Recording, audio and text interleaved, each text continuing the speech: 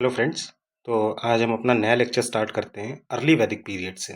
Okay. हमने कल देख लिया था कि जो ऋग्वैदिक थे, ऋग्वैदिक टेक्स्ट थे, ऋग्वेद और आपके अरण्यकाज हो गए, ब्राह्मणाज हो गए, उपनिषद्स हो गए, फिर उपंगाज हो गए, ये सब चीज़ें हमने देख ली थी। तो उसमें जो फैक्ट्स हैं आप उनको याद रखिएगा, क्योंकि बहुत इंपॉर्टेंट हैं और बहुत बार क्वेश्चंस में आए हुए फैक्ट्स हैं। और जो एक्स्ट्रा फैक्ट्स थे वो मैंने आपको बता दिए थे, तो आपकी स्टार्टिंग के लिए मोर देन सफिशियंट हैं वो फैक्ट्स। अब ये बेसिकली जितने भी क्वेश्चंस हैं प्री बेस्ड हैं, इसमें बहुत ज़्यादा मीन्स में आने के चांसेस नहीं होते हैं। जैसे वो लिटरेचर में था, जितना भी पढ़ा था उतना भी आप लिख देंगे लिटरेचर में, तो 125 वर्ड्स या 200 वर्ड्स के लिए मोर देन सफिशियंट है वो। हम बात करते हैं अर्ली वैदिक पीरियड की। तो इसको हमने देखा था, इसका टाइम जो देखा था मैंने 1500 से 1000 बीसी तक अर्ली वैदिक को हम मानते हैं। और उसके बाद जो है, जो 100 बीसी से लेके आपका जो 600 बीसी है, इसको हम क्या मानते हैं? लेटर वैदिक। लेटर वैदिक बहुत सारे डिफरेंसेस हैं अर्ली वैदिक और लेटर वैदिक में, इनको हम बाद में देखेंगे। तो हम देख लेते हैं कि सबसे पहले क्या एरिया कहाँ था। ये लोग जो आए थे, आर्य लोग जो थे, जो वेदास में आर्य लोग थे, क्योंकि वेदास आर्यों के बारे में जो भी हमें जानकारी मिलती है वो हमने देखा था वेदास के थ्रू मिलती है। तो हम देखते हैं कि क्या क्या लिखा हुआ था, कहाँ कहाँ पर ये लोग आए थे। तो सबसे पहले हम देखते हैं एरिया। एरिया कौन सा था? ये ईस्टर्न अफगानिस्तान क्षेत्र में थे। अगर सेंट्रल एशियन थ्योरी के हिसाब से हमने देखा ना, तो उधर की तरफ से अगर आए तो ये कहाँ से आए? एक्सटेंड होकर ईस्टर्न अफगानिस्तान में रहे। नॉर्थ वेस्ट फ्रंटियर प्रोविंस जो आपके बलूचिस्तान और ये सब क्षेत्र हैं, ये सब आते था आपका। पंजाब हो गया, और यूपी में जो इनका एक्सटेंशन था वो सिर्फ वेस्टर्न यूपी तक था। ये चीज आप याद रखिएगा, होल यूपी तक नहीं था। लेटर वैदिक पीरियड में इनने यूपी के जंगलों को काटा, और जो ये गंगा यमुना दोआब का जो रीजन था, इनके जंगलों को काट के एक्सटेंड हुए बिहार तक। पर अभी अर्ली वैदिक में ये सिर्फ वेस्टर्न यूपी तक सीमित थे। ये किस रीजन में रहते थे? सप्त सिंधु रीजन। मतलब द लैंड, जो नदियां, जो 7 नदियों का जो ड्रेन रीजन था, जो 7 नदियों में जो आता था, जो नदियां इनको ड्रेन करती थी रीजन को, वो सप्त सिंधु रीजन था। और ये 7 नदियां कौन थी? इंडस और उसकी 5 ट्रिब्यूटरी हो गई, और सरस्वती। देखिए 6 और 7, इन सातों रीजन का जो नदियों का रीजन था उसमें ये लोग रहते थे। तो ये सप्त सिंधु रीजन हो गया। अब आपका एक वर्णन जो इंपॉर्टेंट है, जो ऋग्वेद में हमको मिलता है, हमने पहले पढ़ा था, नदी सूक्त। नदी सूक्त में 21 नदियों का वर्णन हमने देखा है वहां पर, जो कि गंगा से कुबा काबुल, जो कुबा है काबुल, यहां पर थी गंगा। ईस्ट की जो लास्ट रिवर थी 21वीं, और कुबा जो उधर से थी। ईस्ट टू वेस्ट में गंगा से लेकर कुबा तक की 21 नदियों का वर्णन हमें इनमें मिलता है। तो ये चीज आप याद रखिएगा प्रॉपरली। इकोनॉमी की बात करते हैं, तो हमने देख लिया कि इनका एरिया कौन सा था, ये। अच्छा, यहाँ पे आप एक चीज याद रखिए, कई बार डिस्क्रिप्शन में पूछते हैं क्या क्या उन्होंने बताया था। उनने मुंजवत, मुंजवत पर्वत की बात करी थी, ठीक है। हिमवर्त, ये सब भी टेक जो वर्ड यूज किए थे इनने पहाड़ों के लिए, ये भी तो हमने ये चीज देख ली कि ये कहाँ पर थे। उसके बाद ये हमने देख लिया इनने किस किस लैंड में रहे, सप्त सिंधु रीजन में। जो मुंजवत, हिमवत, हिमालयाज, जो हिमालयाज हैं, इनका भी वर्णन इसमें मिलता है ऋग्वैदिक टाइम में। कि अगर कई बार पूछते हैं कि ज्योग्राफिकल फीचर्स कौन से ऋग्वैदिक में इंडिया के बताए गए थे, या उस समय पे जो इंडियन सब कॉन्टिनेंट था उसका बताया गया था, तो इनने मुंजवत पर्वत की बात करी थी, हिमालयाज की बात करी थी, समुद्र की बात करी थी कि समुद्र में जो सिंधु नदी है इंडस, वो ओशियंस में जाके फॉल करती थी। ये चीज आप याद रखें, कुछ जोग्राफिकल फीचर्स हैं जिसमें बताया गया था। उसके बाद हम ये देखेंगे कि उसमें ऋग्वेद में अफगानिस्तान की भी 4 नदियों का वर्णन है। कुबा, क्रुमु, गोमती और सुवस्तु। ये जो 4 नदियां हैं, इनका वर्णन हमें अफगानिस्तान की नदियों का वर्णन भी हमें इसमें। फिर हम देखते हैं कि एक वॉर हुआ था, ये बहुत इंपॉर्टेंट वॉर है, कई बार पूछा गया, 10 राजन वॉर या बैटल ऑफ 10 किंग्स। 10 किंग्स, ये सूदास जो थे, सूदास का 10 किंग्स के साथ जो वॉर हुआ था वो 10 राजन वॉर कहते हैं। सूदास कौन था? सूदास भारत, जो ट्राइब, भारत किंग, भारत जो राज्य था उसका किंग था सूदास। सूदास वो त्रिष्टु फैमिली को बिलोंग करता था। ये चीज याद रखिएगा, भारत किंग सूदास जो था उसका 10 किंग्स के साथ जो है जो वॉर हुआ था, इसमें 5 आर्यंस थे, 5 आर्यन रूलर्स थे, 5 नॉन आर्यन थे, नॉन आर्यन रूलर्स थे। और इसमें सूदास जो है विक्टोरियस हुआ था, सूदास की विक्ट्री हुई थी इसमें। बैटल ऑफ 10 किंग्स बोलते हैं, और इसका भी ऋग्वेद में वर्णन मिलता है इसका। और ये हुआ कहाँ था वॉर? रावी नदी, जो अभी रावी नदी है, इंडस की ट्रिब्यूटरी, उसके किनारे हुआ था। और इसको परुशनी बोलते थे उस समय में, परुशनी, परुशनी। याद रखिए ये, हाँ, नदियों के नाम हम देख लेते हैं आगे कि कौन कौन से इंपॉर्टेंट है और क्या है। देखिए जैसे पुराने नाम जो थे, सिंधु को इंडस कहा जाता था, ये ऋग्वैदिक नेम्स हैं और ये नए नाम हैं। सिंधु, इंडस, वितस्ता, झेलम, अक्षिणी, चेनाब, परुष्णी, रावी, विपाशा, ब्यास, सतुत्री, सतलज, गोमल, गोमल या गोमती, क्रुमु, कुर्रम, दृष्टवती, घग्गर, सुवस्तु, स्वाट। ये इंपॉर्टेंट हैं और खासकर ये जो 5 ट्रिब्यूटरीज हैं इनको आप जरूर याद रखिएगा, ये बहुत ज्यादा इंपॉर्टेंट है, ये आती हैं। सरस्वती सबसे ज्यादा इंपॉर्टेंट रिवर थी उस टाइम पे। सरस्वती, सरस्वती सबसे ज्यादा सेक्रेड रिवर थी, मोस्ट इंपॉर्टेंट रिवर थी, मोस्ट इंपॉर्टेंट रिवर सरस्वती थी उस समय पर, जो ऋग्वैदिक टाइम पे। उसके बाद इसका लेटर वैदिक में तो खत्म हो गया था, फिर गंगा और गंगा का इंपॉर्टेंस बढ़ गया था, पर ऋग्वैदिक में सरस्वती, और इसका नाम सरस्वती को कई बार देवी तमय, माते तमय, नंदी तमय ये रखा गया कि नदियों में सर्वश्रेष्ठ नंदी तमय, तो सरस्वती के ये भी नाम थे। तो ये हमने ये चीज देख ली, ये आप याद रखिएगा, बहुत इंपॉर्टेंट है। अब हम फर्दर बात करते हैं कि इकोनॉमी उनकी कैसी थी। इकोनॉमी की अगर बात करें तो सबसे इंपॉर्टेंट बात है कि वो जो प्राइमरीली थे वो सेमी नोमैडिक थे। सेमी नोमैडिक प्राइमरी जो उनका ऑक्यूपेशन था वो बंजारे टाइप थे, मतलब अर्ध बंजारे। बंजारे क्या होते हैं? जो अपने जानवरों को लेकर पैस्चर लैंड्स में इधर से उधर टहलते रहते हैं, उनका कोई सेटलमेंट नहीं होता है, लेकिन वो सेमी नोमैडिक थे। कैटल रियरिंग उनका प्राइमरी ऑक्यूपेशन था, ये देख लीजिए, कैटल रियरिंग प्राइमरी ऑक्यूपेशन था, ये याद रखिएगा कि अर्ली वैदिक में कैटल रियरिंग प्राइमरी ऑक्यूपेशन था। और जो एग्रीकल्चर था, जो आपका एग्रीकल्चर है, ये सेकेंडरी ऑक्यूपेशन था। एग्रीकल्चर था बट ये सेकेंडरी था अर्ली वैदिक में। बार्ले इनकी सबसे ज्यादा इंपॉर्टेंट क्रॉप बार्ले थी, और ये व्हीट को भी उगाते थे, व्हीट को। बार्ले का ऋग्वैदिक नाम यव है, ये चीज याद रखिएगा, बार्ले जौ को कहते हैं, बार्ले का ऋग्वैदिक नाम यव, यव, यव बोलते हैं, याद रखिएगा, ऋग्वैदिक नाम इसका यव है। उस समय का सबसे इंपॉर्टेंट जो आप एनिमल कह सकते हैं वो काऊ थी। काऊ, काऊ सबसे ज्यादा इंपॉर्टेंट थी, और कई बार इसको बार्टर ट्रेड के हिसाब से भी यूज किया जाता था, और इससे आदमी की रिचनेस भी देखी जाती थी, कौन सबसे ज्यादा रिच है, जिसका ज्यादा गाय होंगी। Rajan was called as Gop, means protector of cows. जो इनके ट्राइब, ये पॉलिटी इनकी बेसिकली ट्राइबल पॉलिटी थी, आगे हम देखेंगे। इनमें कोई मुनार्की नहीं थी, ट्राइबल पॉलिटी थी, एक ट्राइबल चीफ होता था, और उसी को, उस चीफ को ये राजन कहते थे, और उसको गोप भी कहा जाता था, गोप। और गोप का मतलब क्या था?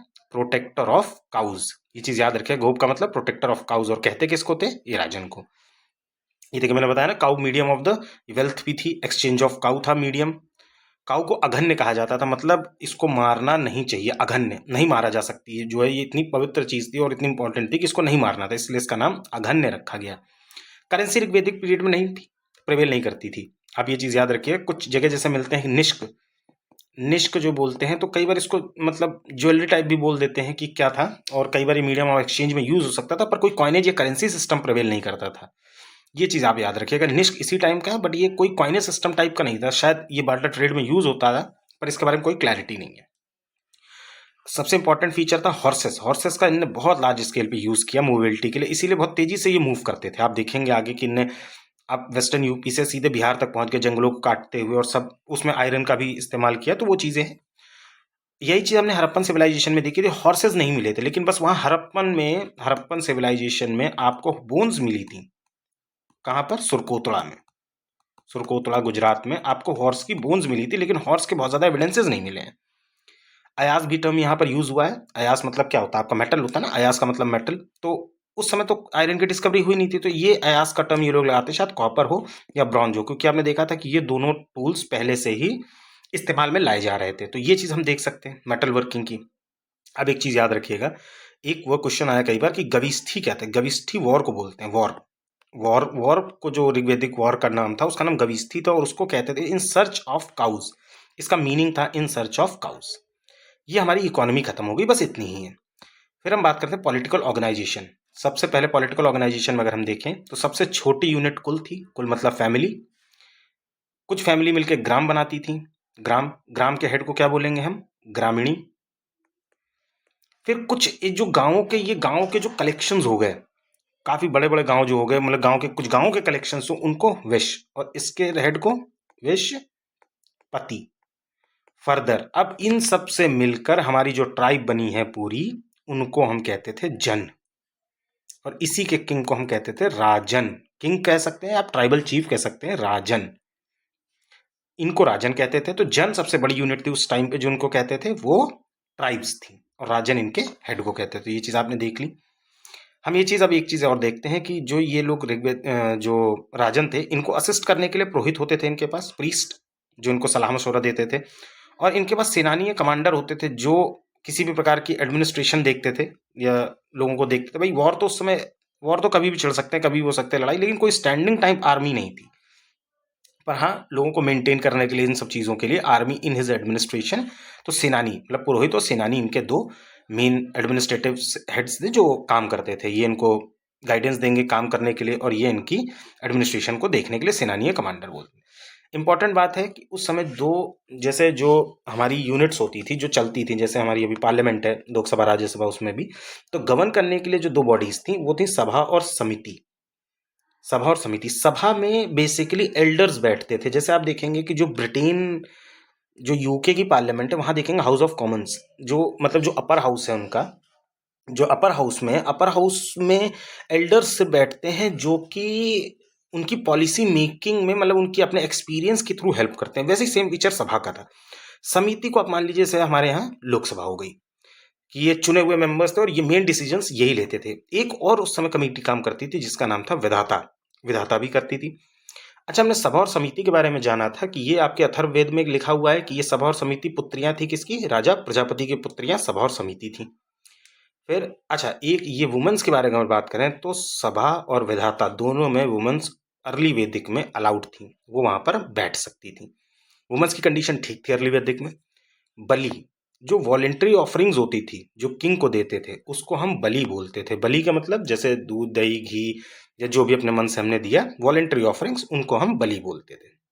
सोसाइटी की बात करते हैं। सोसाइटी बेसिकली पेट्रियार्कल नेचर की थी, मतलब जो मेल मेंबर होगा, एल्डेस्ट फैमिली का हेड होगा, जो अभी भी आप देखते हैं कि हमारी सोसाइटी में है, तो उस तरह की वहां उस समय भी प्रिवेल करती थी।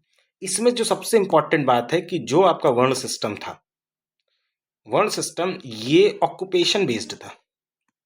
मतलब आपने जो अपना ब्राह्मण, क्षत्रिय, वैश्य, शूद्र, जो भी आपने अपना ऑक्यूपेशन चुना, आप उसी वर्ण सिस्टम को बिलोंग करेंगे। बाय बर्थ नहीं था, बाय बर्थ नहीं था, ये लेटर वैदिक में आया। ये इंपॉर्टेंट है, क्वेश्चन आता है तो इसलिए आप याद रखिएगा। जो ये चारों वर्ण है ना, इसका मैंने आपको बताया था कि ऋग्वेद के 10वें मंडल में इसका वर्णन मिलता है किसमें? पुरुष सूक्त में। जो पुरुष सूक्त हैं, उत्पत्ति के विषय में जो बताते हैं कि ये 10वें मंडल ऋग्वेद में इन चारों वर्ण का वर्णन हमें मिलता है। ये देखिए लिखा हुआ ना कि जो फैमिली मेंबर्स हैं किसी भी प्रकार का कोई भी ऑक्यूपेशन चूज कर सकते हैं, और इसका एग्जाम्पल हमें जो ऋग्वेदिक में कई हिम्स हैं उनसे मिलता है। ये नियोग, नियोग चीज देख लेते हैं। नियोग क्या था? नियोग का मतलब ये था कि जैसे कोई लड़की है तो वो विडो हो जाती है कम उम्र में, लेकिन वो चाइल्डलेस है, उसके कोई मतलब उसका कोई बच्चा नहीं है, तो वो अपने हस्बैंड के छोटे भाई से शादी कर सकती थी। जो उसका पति मर गया उसके छोटे भाई से वो शादी कर सकती थी, बट जो विडो थी वो चाइल्डलेस होनी चाहिए। चाइल्ड मैरिज नहीं थी प्रचलन में बहुत ज़्यादा। बस ये चीज़ें हैं, जॉइंट फैमिली का कॉन्सेप्ट प्रिवेल करता था। तो ये इंपॉर्टेंट चीज़ें आप ये देख लें। कुल मिला के कंडीशन ऑफ वुमन अच्छी थी, मोनोगेमी थी, बहुत ज़्यादा पॉलीगेमी का कॉन्सेप्ट नहीं था, चाइल्ड मैरिज उतनी ज़्यादा वो नहीं थी। ये चीज़ें आप देख लीजिए। कास्ट सिस्टम ऑक्यूपेशन बेस्ड था। तो ये आपकी सोसाइटी हो गई। अब हम बात करते हैं रिलीजन की। रिलीजन में अगर हम सबसे ज़्यादा इंपॉर्टेंट बात करें तो सबसे ज़्यादा जो इंपॉर्टेंट गॉड है रिलीजन में, अगर हम देखेंगे तो सबसे ज़्यादा जो इंपॉर्टेंट हैं वो हैं आपके इंद्र। अर्ली वैदिक में इंद्र सबसे ज़्यादा इंपॉर्टेंट है। इनका नाम भी रखा गया था Purandar, breaker of forts, breaker of forts. Purandar बोला गया, ब्रेकर ऑफ फोर्ट्स बोला गया। इनके बारे में 250 हिम्स लिखे हुए हैं, आप ये चीज़ याद रखिएगा। 250 हिम्स ऋग्वेद में इनके बारे में है। दूसरे सेकंड इंपॉर्टेंट गॉड है अग्नि, इनके बारे में 200 हिम्स लिखे गए हैं। और जो अग्नि गॉड थे इनको बेसिकली मीडिएटर माना गया, इंटरमीडिएट गॉड माना गया है गॉड्स के और आदमियों के बीच में। जैसे हवन वगैरह जो करते थे, फॉर्मूलास करते थे, तो एक लिंक मानते थे कि अग्नि देवता के थ्रू जो है इनकी वॉइसेस भगवान तक पहुंच जाएंगी, इसलिए इंपॉर्टेंट थे। और 200 हिम्स थे इनके। अब कुछ फीमेल गॉडेस भी उस समय पाई गई, नाम थे उनके, जैसे अदिति थी। अदिति क्या थी? गॉड ऑफ इटर्निटी, अनंत काल की, अनंत काल की देवी अदिति थी। Usha goddess of dawn, goddess of dawn थी। दिति, दिति भी थी, ये दैत्यास की देवी बोलते थे, दैत्यास की देवी दिति।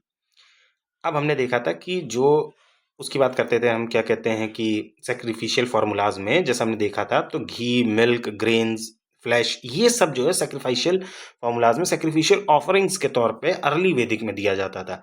यही चीज़ लेटर वैदिक में क्या चेंज हो गई, एनिमल सेक्रीफाइस के तौर पे चेंज हो गई थी। तो ये आप इंपॉर्टेंट चीज़ रखिएगा। इसमें इनमें सेक्रीफिशियल फार्मूलाज का मतलब एनिमल सेक्रीफाइस को नहीं करता है। एनिमल सेक्रीफाइसेस लेटर वैदिक में बहुत ज़्यादा प्रचलन में आई थी। अभी मतलब ये आप जो समर्पित कर रहे हैं, खुद से सेक्रीफाइस करके दे रहे हैं दूसरे को, उस तरह की ये चीज़ें थी। तो ये आपने देख लिया। और गॉड्स देख लेते हैं कौन से थे। तो ये आपके और गॉड्स में जैसे सोम सोम हो गए, गॉड ऑफ प्लांट्स हो गए, वरुण रेन के देवता हो गए, पृथ्वी अग्नि वायु, ये इंपॉर्टेंट है। तो ये आपने देख लिया। बेसिकली ये जितना नेचर था उसकी वर्शिप ही ये करते थे। और एक चीज और याद रखिएगा कि ये जो पूजा करते थे ये मटेरियलिस्टिक अप्रोच के लिए करते थे, ना कि स्पिरिचुअल अपलिफ्टमेंट के लिए। मतलब इनकी संतानें खुश रहें, अच्छी खेती हो, मतलब जानवर इनके अच्छे रहें, इनकी हेल्थ ठीक रहे, तो ये मटेरियलिस्टिक अप्रोच के लिए ही पूजा पाठ करते थे, ना कि स्पिरिचुअल अपलिफ्टमेंट के लिए। ये चीज़ आप बहुत इंपॉर्टेंट याद रखिएगा। तो ये हमने यहाँ पर ख़त्म कर लिया अपना पूरा ऋग्वेदिक जो पीरियड था, और लगभग सारी चीज़ें आपकी कवर कर दी हैं अर्ली वैदिक की। अब फर्दर हम अगले उसमें लेटर वैदिक पढ़ के वैदिक पीरियड को अपन फिनिश कर देंगे। अगर आपको चैनल अच्छा लगा हो, इन्फॉर्मेशन इंपॉर्टेंट हो, तो आप प्लीज़ चैनल को लाइक और सब्सक्राइब कर दें। Thank you.